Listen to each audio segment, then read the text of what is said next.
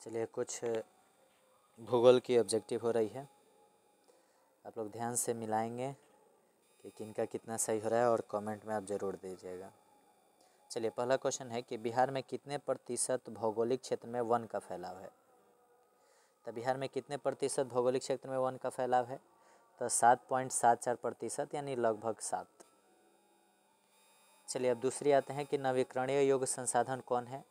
तो नवीकरणीय उसे कहा जाता है जिसका हम एक बार उपयोग करके पुनः बार बार उसका उपयोग कर सकते हैं। तो पवन ऊर्जा का भी करते हैं, वन का भी करते हैं, जल का भी करते हैं।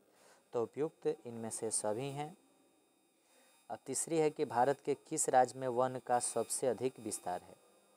तो सबसे अधिक जो जंगल है वह है भारत में मध्य प्रदेश में। अब चौथी आते हैं कि उत्पत्ति के आधार पर संसाधन का प्रकार कौन है।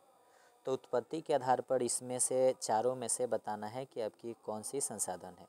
तो व्यक्तिगत, राष्ट्रीय, संभावित, ये सब कुछ इसमें से स्वामित्व के आधार पे हैं, कुछ अलग आधार पे हैं, लेकिन जैव संसाधन जो है वह उत्पत्ति के आधार पर संसाधन का प्रकार होता है। अब 5वां नंबर जो क्वेश्चन है, देश के बांधों को किसने भारत का मंदिर कहा था। तो वे थे पंडित नेहरू। अब छठा है कि निम्न में से राष्ट्रीय संसाधन कौन है। तो राष्ट्रीय संसाधन शमशान, चारण भूमि, बाघ, जल संसाधन।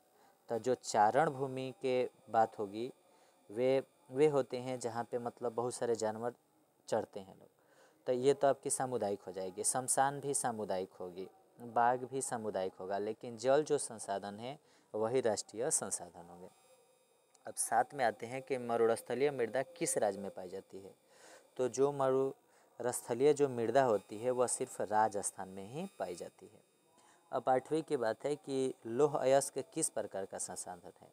तो जो लौह अयस्क है वह अनवीकरणीय योग्य ही संसाधन है, अनवीकरणीय योग्य। और जो 9 नंबर है कि किस कमीशन ने सतत पोषणीय विकास की अवधारणा प्रस्तुत की थी। तो वह थे ब्रुंटलैंड कमीशन। जो ब्रुंटलैंड कमीशन ने थी वही सतत पोषणीय विकास की अवधारणा को प्रस्तुत किया था। अब 10 नंबर क्वेश्चन है कि ज्वारीय ऊर्जा किस प्रकार के संसाधन है। तो ज्वारीय ऊर्जा जो होते हैं वह पुनः पूर्ति योग्य संसाधन होते हैं। जो ज्वारीय ऊर्जा हैं वह होते हैं पुनः पूर्ति योग्य संसाधन।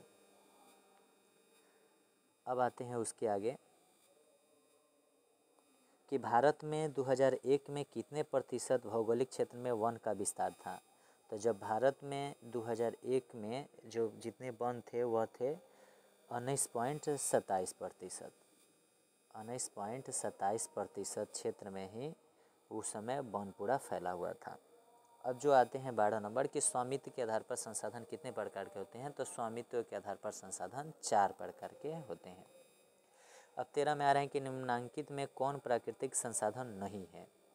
तो प्राकृतिक संसाधन है वह नहीं पूछा गया है, कौन नहीं है ये बताना है। तो वन वो तो है, नदियाँ हैं, खनिज हैं, लेकिन नगर मतलब होता है शहर, तो शहर कोई प्राकृतिक संसाधन नहीं है। अब 14 नंबर क्वेश्चन आ रहे हैं कि भारत का कुल भौगोलिक क्षेत्रफल कितना है। तो भारत का कुल भौगोलिक क्षेत्रफल 32.8 लाख वर्ग किलोमीटर है। 32.8 लाख वर्ग किलोमीटर है। अब 15 नंबर क्वेश्चन है कि लौह अयस्क किस संसाधन वर्ग में शामिल हैं। तो लौह अयस्क जो हैं वह अनवीकरणीय संसाधन होते हैं। कौन सी संसाधन होते हैं? अनवीकरणीय संसाधन होते हैं। अब आएंगे मृदा अपरदन का कारण क्या है। तो मृदा जो अपरदन का कारण है वह नदियों में बाढ़ आना, वन उन्मूलन, कृषि के गलत तरीक़ों से।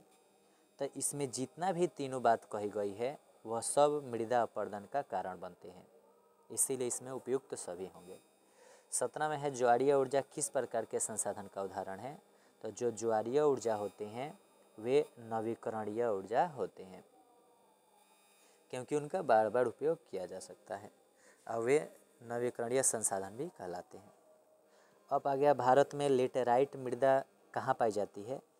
तो जो भारत में लेटेराइट मृदा है वह हमारे कर्नाटक में भी पाए जाते हैं, केरल में भी पाए जाते हैं, तमिलनाडु में भी पाए जाते हैं। माने उपयुक्त सभी में लेटेराइट मृदा पाई जाती है। 19 नंबर है किस प्राकृतिक संसाधन का भंडार सीमित है।